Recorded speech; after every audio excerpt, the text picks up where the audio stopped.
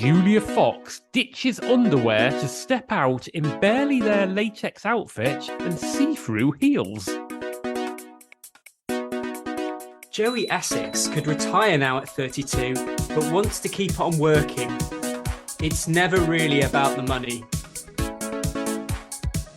Only Fools and Horses trigger actor's surprising role in Mr. Bean, where he played a very different character.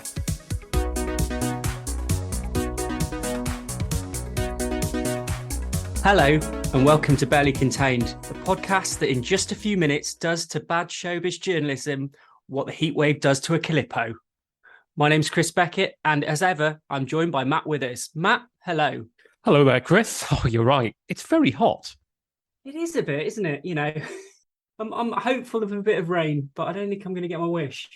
Yep, if you're listening to this in the future, listeners, we're recording this in the summer of 2022, which was a very hot one.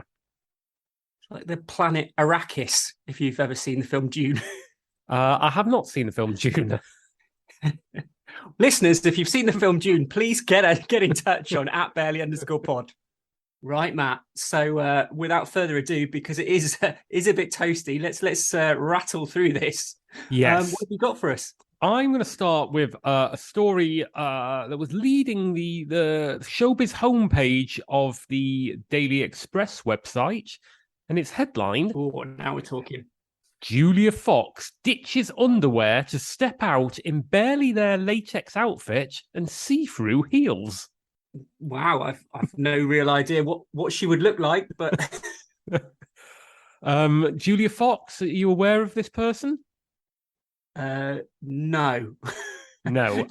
Were you? No, I've never heard of her. I'm guessing that Daily Express readers who have a median age of 104 years old possibly haven't heard of Julia Fox either.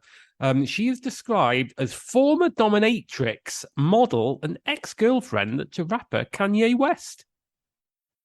So not Tom Tugendhat's running model. No. The subhead here is Julia Fox, former dominatrix, model, and ex-girlfriend to rapper Kanye West, wrapped her figure in a barely there latex outfit when she went out on the town wearing no underwear this week. Well, Matt, as you know, I don't want to fashion shame anyone, but it looks a little bit like a bin bag she's wearing. Yeah, there are pictures here. It really does look very much like she has got a few pieces of bin bag that she's just wrapped over her Rudy bits. It doesn't look very practical, even in these sweltering conditions. No. It goes on. Julia Fox is well known for her outrageous dress sense.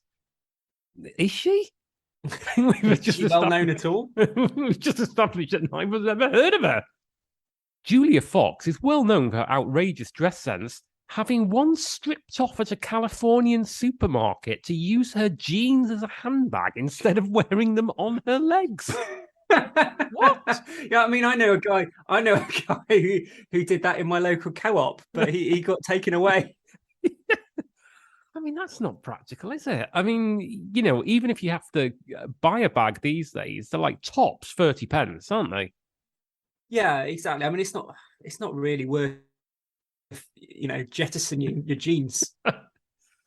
However, she surpassed herself with yesterday's outfit, in which she donned the black latex outfit with so many cutouts that it was abundantly clear she was wearing neither a bra nor pants. Abundantly clear. Wow. Oh, you don't hear the word abundantly that much these days, do you? You really don't. Her cleavage spilled out of the off-the-shoulder top section, while the bottom half tied around her thighs with little more than silver metallic wiring and a tiny strip of latex. Yeah, it sounds like a really bad CDT project. Yeah, it's kind of a crossover between CDT and home economics. Yeah. CDT X home economics, the young people would call that these days. Yeah, exactly. The leggy 32-year-old's frame was accented by a pair of see-through perspex heels, which had a black tint to match the rest of the outfit. She's really got it all together. frame is not a particularly sexy word either, is it? No. Yep, so she's got a see-through perspex heel with a black tint. Her derriere was barely covered by the skimpy material, although unusually, the violin tattoo she wears on the back of her waist was firmly under wraps yesterday, making it one of the few parts of her body that remain fully covered. I like the fact that the violin tattoo that she wears on the back of her waist is hyperlinked, just in case any Daily Express readers want their blood pressure to raise even further. Yeah, very, very dangerous for Express readers. I like the fact that she wears it on the back of her waist as if she could, choose to put it somewhere else. Yes, exactly.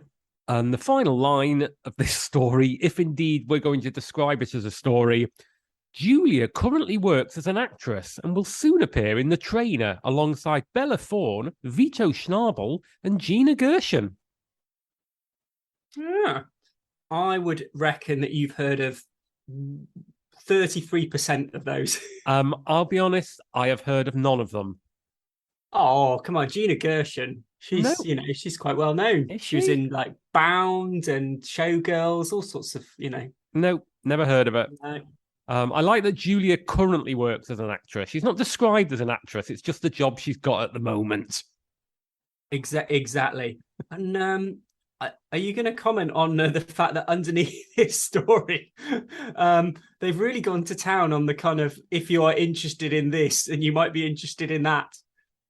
There's a lot of stories about her, aren't there? There's, we've got Julia Fox's outfit did little to disguise her curves. Julia Fox says she wants showing skin to be normalized. Julia Fox shows off her violin tattoo. I think my favorite is Julia Fox as a centaur. Yeah, that is a classic. Yeah, this is her. She's dressed as half woman, half horse. For some reason. On a top half, she's got nothing on except a bikini top. And her back half is like something that Bernie Clifton would wear. He was ahead of his time, Bernie. Yeah, I know Julia Fox has talked in the past about how Bernie Clifton was a fashion icon to her. We've also got Julia Fox fashioned her jeans into a crop top. Julia Fox does a spot of supermarket shopping in her underwear. And this new air conditioner under £65 with no installation necessary is selling out in the UK. Yeah, well, I mean, Julia Fox, that's obviously down to Julia Fox. That was a good start. I liked it. Solid.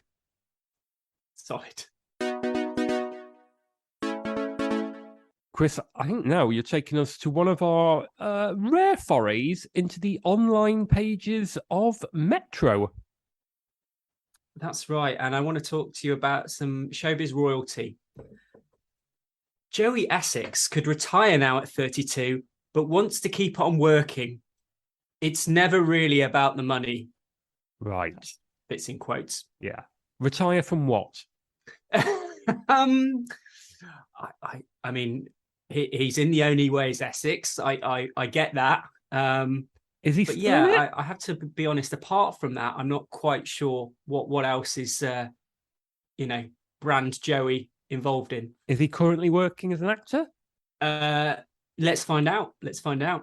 Joey Essex has made a fortune since rising to fame on The Only Way is Essex 11 years ago, but he's not going to retire yet. Oh, thank God for that.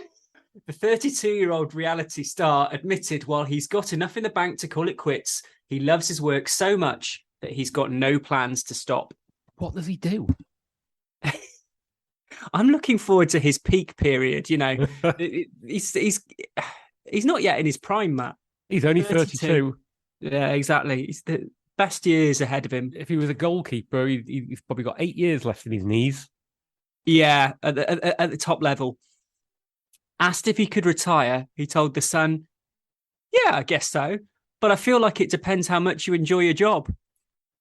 I quite enjoy my job, so it's never really about the money. It's always about keeping myself busy and just being happy. I'm only 32. The best is yet to come." But what does he do?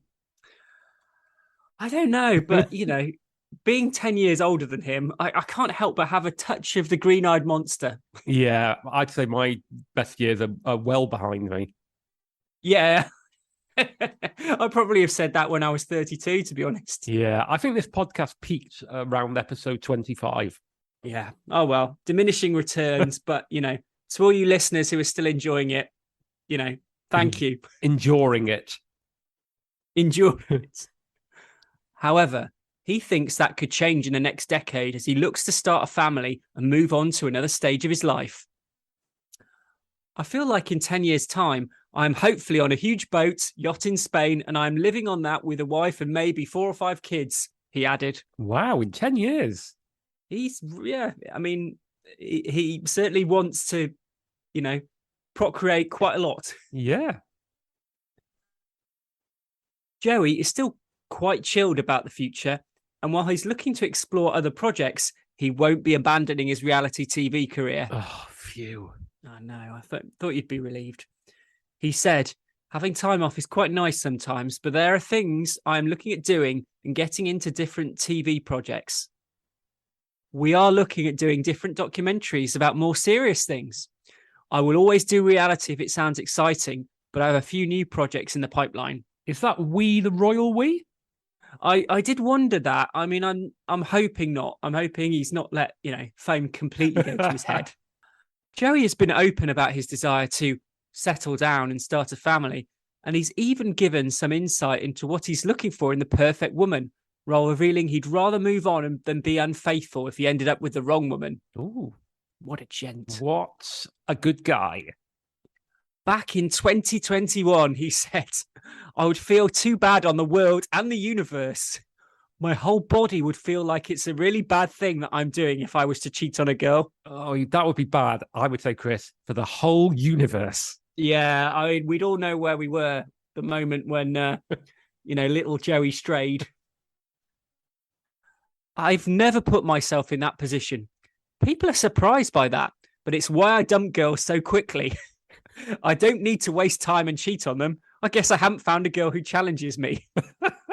What an absolute charmer.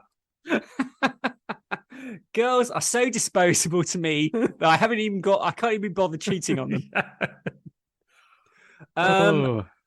And that's that. Yep, short and sweet. Yeah, really lovely, lovely tale. So, Matt, what are you going to play us out with? Well, we've just done a rare foray to the Metro. We're going to have our first ever trip to My London. Oh, I don't know if you're aware of this site, Chris. Yes, but it's not something that I've checked regularly. It's a website that claims to have all the local news you need from across the capital. So we've got some breaking news here from its homepage, and it's headlined, Only Fools and Horses trigger actor's surprising role in Mr. Bean, where he played a very different character. Okay. Breaking news here. Right, so an actor plays a different character in one show than in another. Right, well, you've ruined it now. So, sorry. You basically told the listener what this story is in its entirety. Yes, listener, this is the story that an actor played a different character in one TV show to the character that he played in a different TV show. But My London manages to spin it out a little bit longer than that, so do bear with us. Mm. The subhead is Roger Lloyd Pack looked almost unrecognisable as he starred alongside Rowan Atkinson in The Return of Mr. Bean. Okay. Now, I should say, there is a picture of him alongside Rowan Atkinson in this story. If you'd like to take a look, Chris, would you say he looks unrecognisable, or would you say he looks distinctively like Roger Lloyd Pack? I have to say he very much has that trigger look. Yeah, I'd say that he's only unrecognisable if you are so credulous that by somebody dressing as a waiter rather than as a council street sweeper You fail to recognise them. I mean, some people, they just see the uniform. Yeah, they can't see past that. Can't see the man inside. Late actor Roger Lloyd Pack played a number of roles in his career, which started in 1967 when he played a villager in a television series called The Prisoner and continued up until his sad death in 2014. Okay, I see Wikipedia's getting a co-credit on this story. Wikipedia's putting in a shift. He also famously played Owen Newitt in The Vicar of Dibley, Tom in The Old Guys, and Rex Regis in Health and Efficiency. Wow, that's the first time I've heard of Health and Efficiency. God, I can't remember like the last time. It's put a smile on my face, Matt. Yeah, I mean, it says that he famously played these characters. I've got to confess, 2 out of these 3 shows I have never heard of. The Old Guys, are you aware of that? No, never heard of Tom in The Old Guys, never heard of Rex Regis in Health and Efficiency. And I vaguely remember Health and Efficiency, but I cannot remember the character Rex Regis. I'm going to stick my neck out here and say that the person who wrote this article has never heard of those. Well, I wouldn't want to make that sort of claim, but I'm going to stick my neck out. I'm going to say, I was going to say you're more of a risk taker. I'm going to stick my neck out and say this person is only dimly aware of Only Fools and Horses. In addition, he made appearances in The Bill, Biker Grove, Oliver Twist, and Harry Potter and the Goblet of Fire. His most memorable role, however, was his portrayal of Delboy and Rodney's dim-witted friend Trigger in BBC comedy classic Only Fools and Horses. No, that is true. Yeah, we'll give you that one. But this has made it difficult trying to imagine Roger in more serious roles, especially when his character is the more intelligent one out of the bunch. This is probably why he's so hard to recognise in his appearance in Mr. Bean. So, hang on, are they saying that in his future roles when he's playing an intelligent character, or are they saying that Trigger was considered one of the more intelligent characters in Only Fools and Horses? No, I think that they're saying that because he was so dim-witted in Only Fools and Horses, it means it's difficult to recognise him when he's playing a role in which he is intelligent, at least in comparison with the people around him. Oh, I see. So, i.e. rubbing up against Bean. Yeah, obviously, I mean, we could get into an argument over whether Mr. Bean is a stupid character. I would argue he's quite a malevolent figure. That's a whole different podcast. Yeah, and we're launching that next week to subscribers to Barely Contained Plus. You'll get the malevolence of Mr. Bean popping into your feed every other week. The dark heart of Bean. So it says it said that he's difficult to recognize, and we've got the picture of him here, and he looks very much like Trigger from Only Fools and Horses because that's who it is. It also describes it as a more serious role. I'm not sure the character of a waiter in an episode of Mr. Bean is a particularly weighty role, but I mean, it is a weighty role. Okay, yeah, I think it's literally a weighty role. Yeah. Roger appeared in the episode The Return of Mr. Bean in November 1990. He can be seen in the episode playing a posh waiter, far removed from the role we are used to seeing him in. In the episode, Mr. Bean sits down for a meal at a fancy restaurant and orders a steak tartare, which is not to his liking. The dish appears raw, and instead of doing the normal thing and asking for it to be better cooked, Mr. Bean attempts to hide his meal. Okay, so do you want to jump in or shall I? Go on. Well, the thing about steak tartare, I'm not sure the author has jumped on here, is that it's not meant to be well cooked. No, it's not meant to be well cooked. Were Bean to have asked for the steak tartare to be taken away and cooked, I think he would have looked ridiculous, Chris. Even more ridiculous. But Roger, in his smart white jacket, shirt, black bow tie, and sleeked back long hair, has got his eye on Mr. Bean, whose suspicious behaviour is causing some alarm. Again, yeah, dark behaviour. Roger then approaches Mr. Bean and in a strange accent asks, "You like to try the house wine, sir?" I mean, you have to say that if ever there was a time for this sort of story to be put up on a news website, it's now. Yeah, I would say the ideal time to start reporting this story is 32 years after the episode aired. Yeah. He then trips over Mr. Bean's table, dropping plates of food everywhere, and shouts, "Oh, excuse me, sir. I do apologize." Such a serious role. What gravitas. Leaving behind a rich and full acting career full of laughs, Roger passed away at the age of 69 after a long battle with pancreatic cancer. His funeral at St. Paul's Church in Covent Garden was attended by his Only Fools and Horses co-stars Sir David Jason, Nicholas Lyndhurst, John Challis, who has since died himself, and Sue Holderness.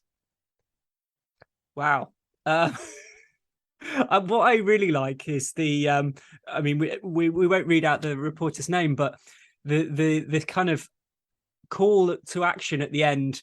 Got a story you think we should be covering? Yeah. I like to think that this one has come off the back of someone emailing them in and saying, "Look, you really need to get on this story about Roger Lloyd Pack, the late actor, and how he once appeared in Mr. Bean." Yeah, that is it. That is it, isn't it? Somebody's emailed and said, "I've recently discovered that 32 years ago, the guy who played Trigger played another role." And this reporter is like, "Stay where you are." Yeah, but I'm just going to drop this story. I'm on. Grabs his trench coat, his bowler hat, and his press card, which he puts in the peak of it, and off he goes. Have you spoken to anyone else about this? Yeah. Or can we have it exclusively?